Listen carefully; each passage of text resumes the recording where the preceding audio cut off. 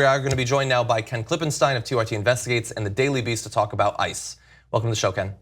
Hey, thanks for having me on. I'm very excited to talk to you. So you've been doing some amazing work investigating some of the changes happening in ICE having to do with weapons and training. Can you tell us a little bit about that? Yeah, well, really what I found is that they're training them extensively in weapons of war. That's what former ICE official that I spoke with told me it was. They purchased an unprecedented, ICE did, purchased an unprecedented amount of M4 assault rifles.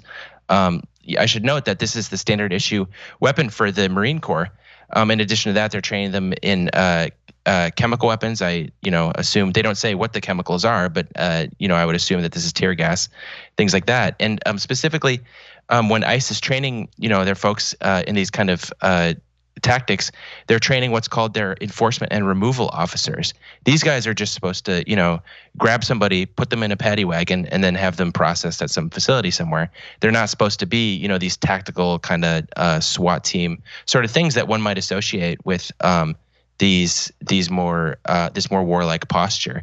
And when I spoke with an ICE agent about what the significance of this kind of training is, he told me, quote, it looks like they're going to war. And that kind of sent a chill down my spine because people have the opinion they do about ICE, but to see this uptick in not just tempo, but the kind of training that they're having seemed noteworthy to me. Yeah, I know that you had previously reported on them receiving new training for dealing with terrorist suspects, and that quote about the getting ready to go to war, that does scare me because 8,000 additional assault rifles for a group that is generally supposed to be checking in on asylum claimees and things like that.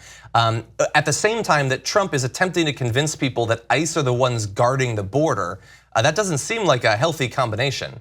Is there any legitimate reason for them to have these sorts of weapons?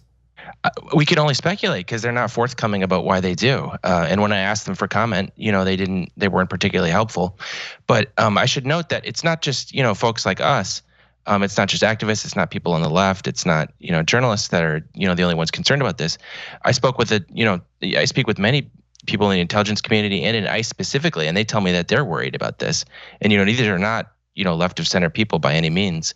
And so when I ask them what they think about this, they say we have SWAT to handle these things. We have FBI. You mentioned them being trained in counterterror interview methods and intelligence collection methods.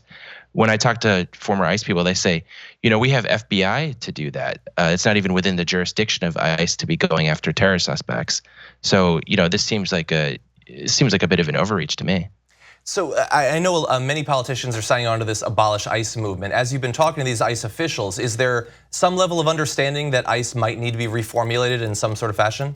Oh yeah, I know several former ICE officers who themselves think that ICE should be radically restructured or gotten rid of even. So it's interesting that that's treated as a sort of fringe view by the mainstream press because there are even former ICE people that think these things.